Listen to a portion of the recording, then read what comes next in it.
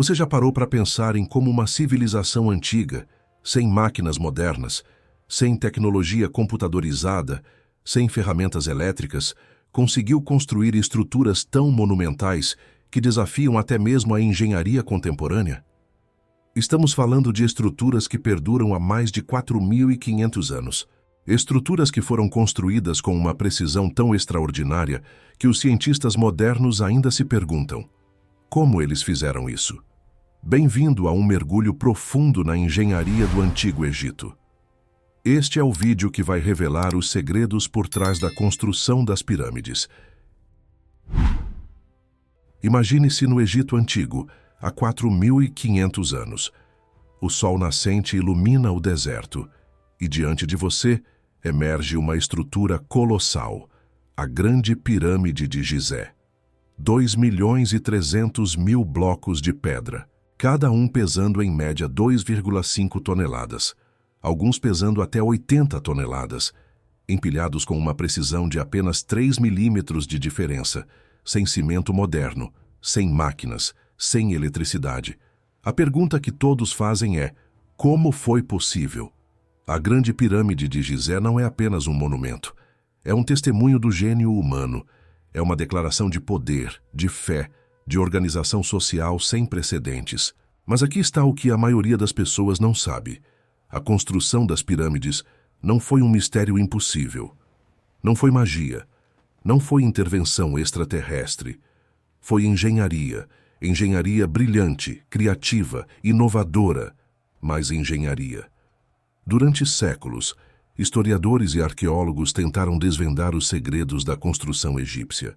E graças aos avanços da arqueologia moderna, à análise de ferramentas antigas, aos estudos de papiros preservados e à experimentação prática, finalmente compreendemos como os antigos egípcios realizaram esse feito extraordinário.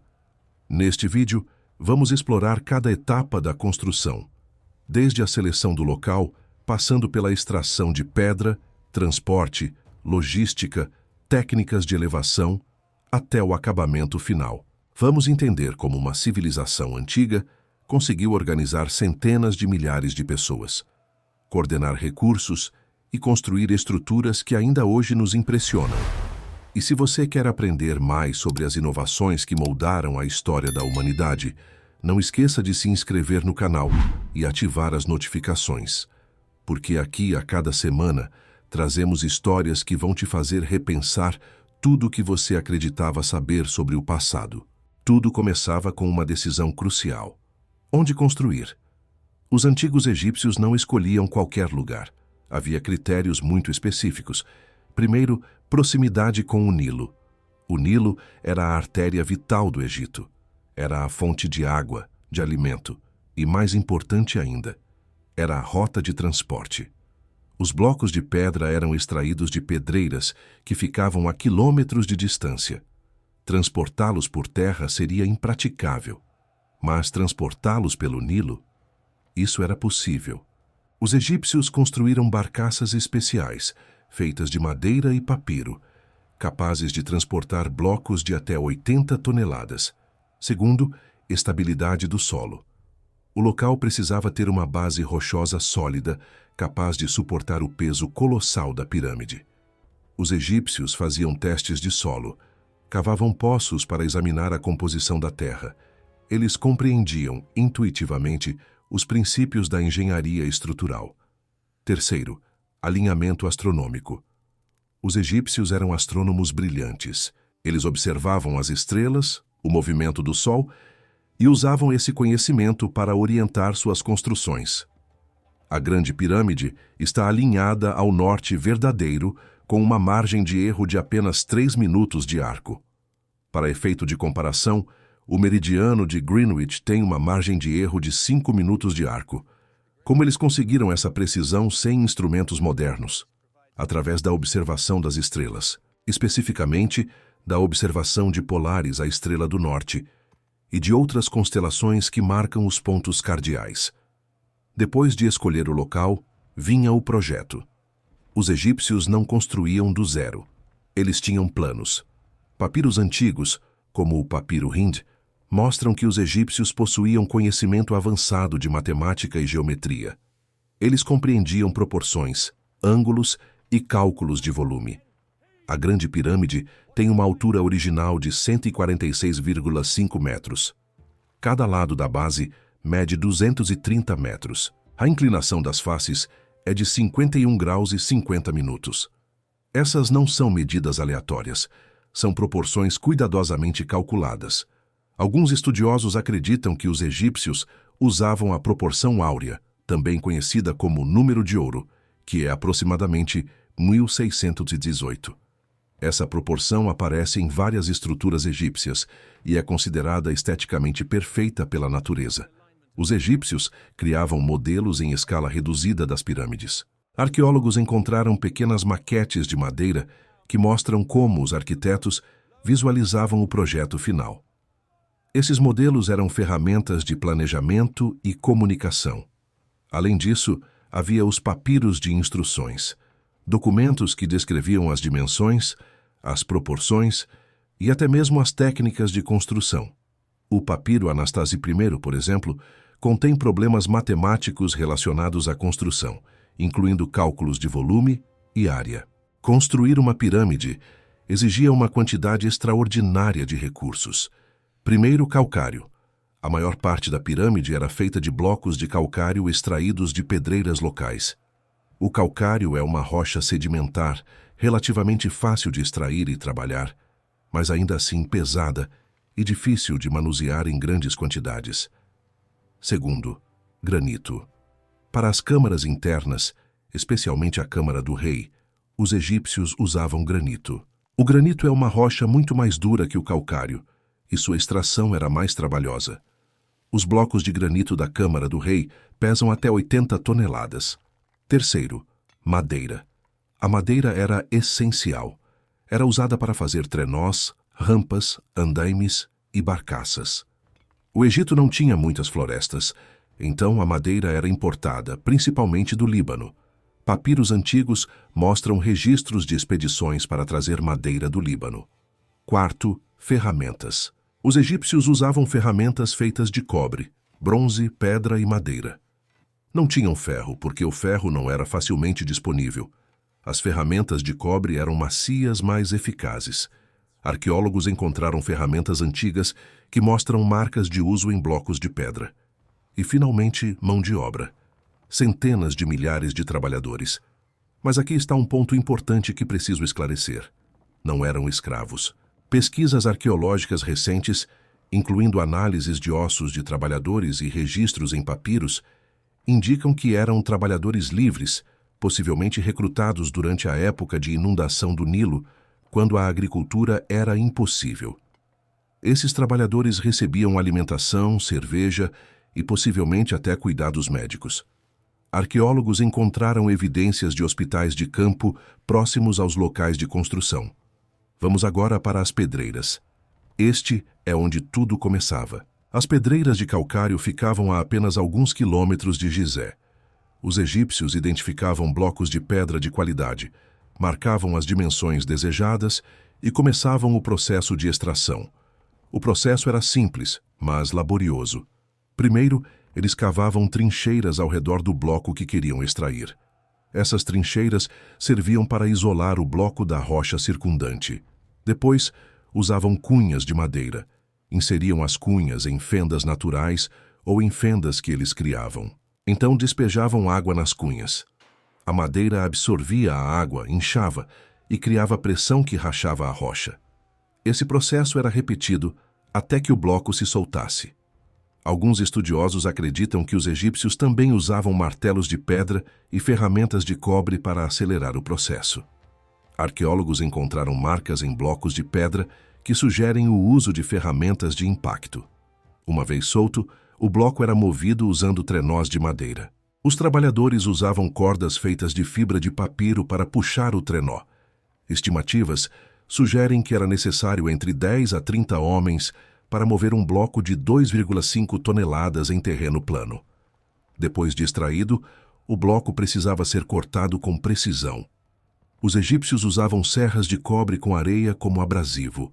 A serra não era afiada como as serras modernas, era mais como uma lâmina lisa que, com a ajuda da areia, conseguia cortar a rocha através da abrasão. Papiros antigos descrevem o processo. Eles aplicavam a serra no topo do bloco e, com um movimento de vai e vem, a areia fazia o trabalho de corte. Era um processo lento. Estima-se que levar várias semanas para cortar um bloco grande.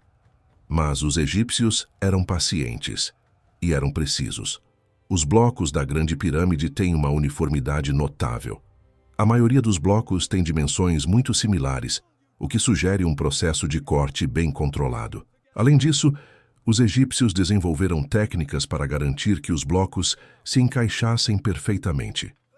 Eles usavam gabaritos, moldes de madeira, que serviam como referência para o tamanho e forma do bloco. Uma vez cortado, o bloco precisava ser transportado da pedreira até o local de construção. O transporte era feito em etapas. Primeiro, o bloco era colocado em um trenó de madeira. Depois, era puxado até a beira do Nilo. Esse era o transporte terrestre inicial. Para reduzir o atrito, os egípcios molhavam a areia sob o trenó. Água reduz significativamente o atrito, tornando mais fácil puxar objetos pesados. Isso é um detalhe que muitos não conhecem, mas que faz uma diferença enorme na prática. Alguns estudiosos acreditam que os egípcios também usavam rolos de madeira para facilitar o transporte. Rolos reduzem o atrito ainda mais que a areia molhada. Uma vez no Nilo, o bloco era carregado em uma barcaça. As barcaças egípcias eram construções impressionantes, feitas de madeira, com uma estrutura robusta, capazes de transportar múltiplos blocos de uma vez. Papiros antigos descrevem expedições inteiras dedicadas ao transporte de blocos. Havia barcaças especializadas, tripulações treinadas e rotas estabelecidas. O Nilo era a autoestrada do Egito Antigo. As barcaças eram construídas especificamente para transportar blocos de pedra. Elas tinham um fundo plano para distribuir o peso uniformemente. Tinham laterais altas para conter a carga. E tinham velas para aproveitar o vento do norte que soprava naturalmente no Nilo. A capacidade de uma barcaça típica era de 50 a 100 toneladas. Isso significa que uma única barcaça podia transportar entre 20 a 40 blocos de 2,5 toneladas. O transporte pelo Nilo era muito mais eficiente que o transporte terrestre. Uma barcaça carregada podia viajar de Assuã até Gizé em algumas semanas. Se tivessem que transportar os mesmos blocos por terra, levaria meses. Além disso, o Nilo fornecia água para os trabalhadores e suas margens forneciam alimento. Papiros mostram registros de acampamentos ao longo do Nilo, onde os trabalhadores descansavam durante a jornada. Uma vez chegado ao local de construção, o bloco precisava ser descarregado e transportado até o canteiro. Esse era o desafio mais difícil, porque agora o bloco não estava mais na água, onde a flutuabilidade ajudava. Agora todo o peso estava sobre o trenó. Os egípcios usavam rampas feitas de terra, areia e pedra. Essas rampas tinham uma inclinação suave, talvez 5 a 10 graus, para facilitar o transporte. Havia várias teorias sobre como as rampas eram configuradas. Uma teoria sugere uma rampa reta, que subia ao lado da pirâmide. Outra sugere uma rampa em espiral, que envolvia a pirâmide. Uma terceira sugere uma rampa em zigue-zague. Recentemente, arqueólogos descobriram evidências de rampas em zigue-zague. Essas rampas teriam sido mais eficientes, porque reduzem a inclinação e facilitam o transporte. Além das rampas, havia sistemas de polias e cordas. Papiros antigos mostram desenhos de polias simples, feitas de madeira. Essas polias permitiam que um número menor de pessoas movesse blocos pesados. Havia também alavancas feitas de madeira, usadas para inclinar blocos e movê-los em pequenos incrementos. Arqueólogos encontraram marcas em blocos que sugerem o uso de alavancas. A construção de uma pirâmide era um projeto logístico colossal. Havia acampamentos de trabalhadores. Papiros mostram que esses acampamentos tinham estruturas para armazenar alimento, para preparar comida para dormir. Havia até mesmo estruturas que parecem ser hospitais ou clínicas de primeiros socorros. Havia armazenamento de materiais. Blocos de pedra não podiam ser deixados aleatoriamente. Precisavam ser organizados, catalogados e armazenados de forma a facilitar o acesso quando necessário. Havia organização do trabalho. Papiros mostram registros de equipes, de supervisores, de inspetores de qualidade. Havia um sistema hierárquico bem definido. Estima-se que durante o pico da construção havia entre 10.000 a 30.000 trabalhadores no local. Alimentar, organizar e coordenar essa quantidade de pessoas era um desafio administrativo monumental. Mas os egípcios tinham um sistema que funcionava, porque apesar de toda a dificuldade, a pirâmide foi construída. E foi construída com uma qualidade que perdura até hoje. Agora, vamos para o interior da pirâmide. A Grande Pirâmide não é um bloco sólido de pedra. Tem uma estrutura interna complexa. Tem câmaras, corredores e sistemas de ventilação. A Câmara do Rei é a câmara principal. Fica no coração da pirâmide, a cerca de 43 metros de altura. É uma sala retangular, medindo aproximadamente 10 metros por 5 metros. O teto é feito de blocos de granito, cada um pesando até 80 toneladas. Acima da Câmara do Rei, há 5 câmaras de alívio. Essas câmaras não tinham função religiosa ou funerária. Tinham uma função estrutural. Elas distribuem o peso dos blocos acima, evitando que o teto da Câmara do Rei seja esmagado. Abaixo da Câmara do Rei, há a Câmara da Rainha. E abaixo disso, há uma câmara subterrânea, parcialmente escavada na rocha. Conectando essas câmaras, há corredores. Alguns corredores são horizontais, outros são inclinados. Alguns têm uma inclinação de até 30 graus. E há sistemas de ventilação, pequenos shafts ou dutos, que vão da câmara até o exterior. Esses shafts têm uma função prática, permitir a circulação de ar, mas também têm uma função simbólica, permitir que a alma do faraó suba até o céu. Agora, a pergunta crucial: como os egípcios elevaram blocos de pedra até alturas de 146 metros? Essa é a pergunta que mais intriga os estudiosos. E há várias teorias. A teoria mais aceita é a das rampas. Rampas que subiam ao lado da pirâmide, permitindo que os blocos fossem puxados para cima. Mas qual era o design exato dessas rampas? Aqui é onde as teorias divergem. Uma teoria sugere uma rampa reta, uma rampa que subia diretamente ao lado da pirâmide. Essa rampa teria uma inclinação de cerca de 10 graus. Para uma altura de 146 metros, a rampa teria cerca de 800 metros de comprimento. Outra teoria sugere uma rampa em espiral, uma rampa que envolvia a pirâmide, subindo gradualmente. Essa rampa teria uma inclinação menor, talvez 5 graus, mas seria mais longa. Uma terceira teoria, mais recente, sugere uma rampa em zigue-zague, uma rampa que subia em segmentos, mudando de direção a cada segmento. Essa rampa seria mais eficiente, porque reduz a inclinação geral. Recentemente, arqueólogos descobriram evidências de rampas em zigue-zague. Encontraram marcas no solo que sugerem a presença de rampas. E encontraram blocos de pedra que parecem ter sido usados como estrutura para essas rampas. Além das rampas, havia sistemas de polias e cordas. Papiros antigos mostram desenhos de polias. Essas polias permitiam que um número menor de pessoas movesse blocos pesados.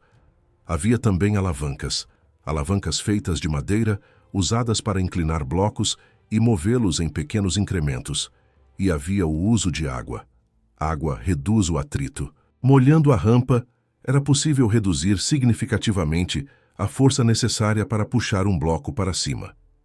Estimativas sugerem que, com uma rampa molhada e um sistema de polias, seria necessário entre 100 a 200 homens para puxar um bloco de 2,5 toneladas para cima de uma rampa com inclinação de 10 graus.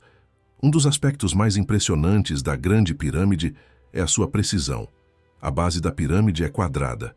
Cada lado mede 230 metros. A diferença entre o lado mais longo e o lado mais curto é de apenas 20 centímetros. Isso é uma margem de erro de menos de 0,1%. A altura é de 146,5 metros. A inclinação de cada face é de 51 graus e 50 minutos. Essa inclinação é consistente em todas as 4 faces, e o alinhamento com os pontos cardeais é praticamente perfeito. A margem de erro é de apenas 3 minutos de arco. Como os egípcios conseguiram essa precisão?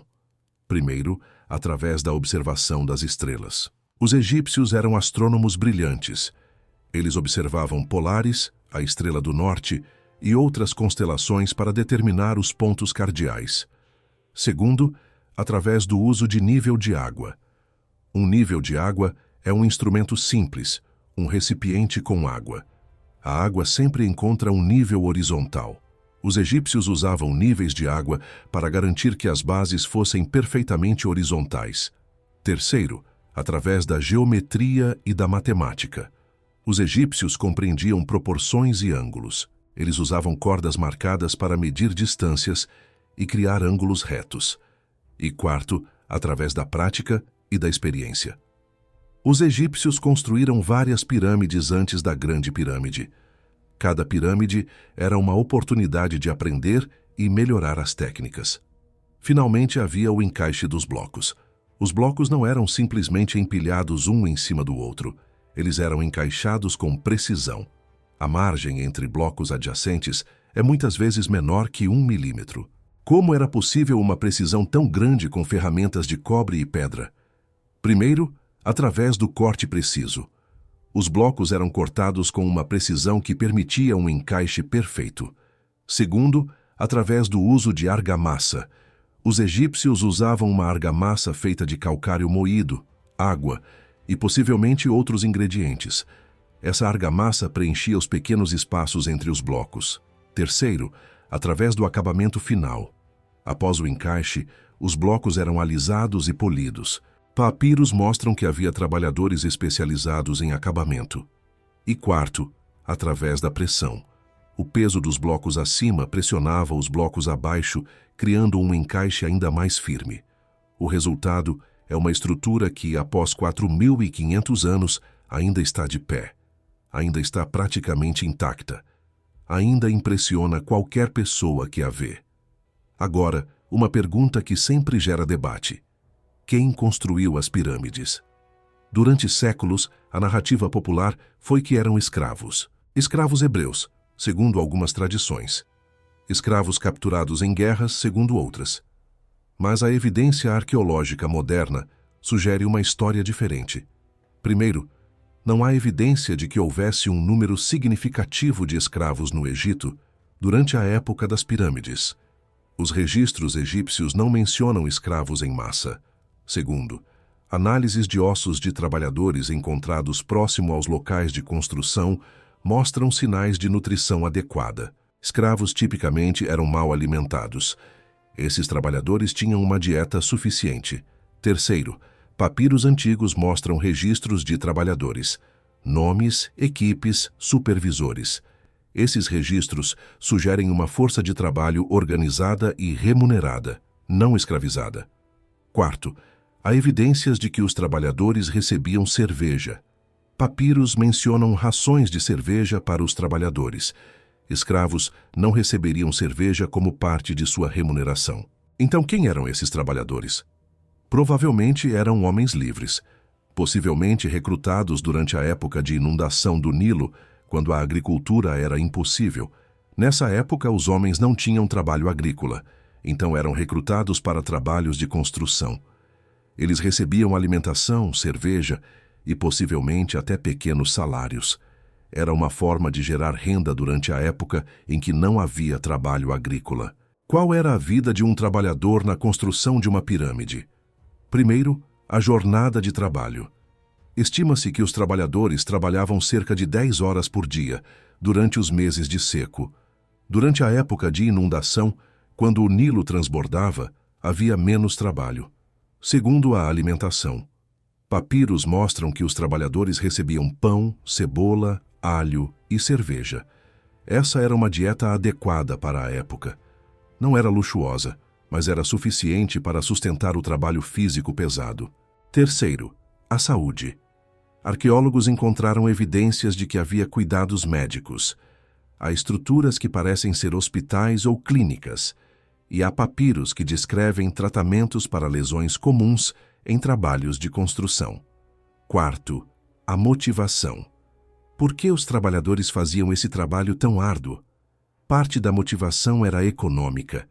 Eles recebiam alimentação e possivelmente salários, mas parte da motivação era religiosa. Os egípcios acreditavam que o faraó era um deus. Construir um túmulo para o faraó era um ato religioso. Era uma forma de garantir a vida eterna do faraó e, por extensão, a vida eterna da nação egípcia. Além disso, havia prestígio. Um trabalhador que participava da construção de uma pirâmide era parte de algo grandioso. Era parte de um projeto que seria lembrado para sempre. Vamos aos números. A Grande Pirâmide contém aproximadamente 2,3 milhões de blocos de pedra. Cada bloco pesa em média 2,5 toneladas. Alguns blocos pesam até 80 toneladas. O peso total da pirâmide é estimado em 5,75 milhões de toneladas. Quantos trabalhadores eram necessários? Estimativas variam, mas a maioria dos estudiosos concorda que havia entre 10 mil a 30 mil trabalhadores no local em qualquer momento dado. Quanto tempo levou?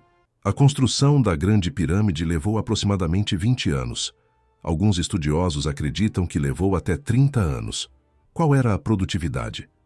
Estimativas sugerem que os trabalhadores colocavam entre 300 a 400 blocos por dia. Isso significa que, em 20 anos, seria possível colocar aproximadamente 2,2 a 2,9 milhões de blocos, o que corresponde ao número de blocos na Grande Pirâmide.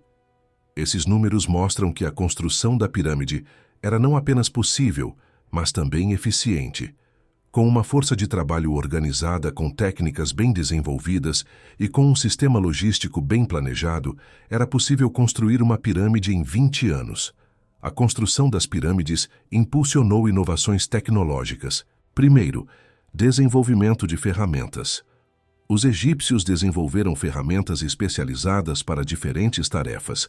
Ferramentas de cobre para cortar calcário, ferramentas de pedra para trabalhos mais duros, ferramentas de madeira para trabalhos de acabamento.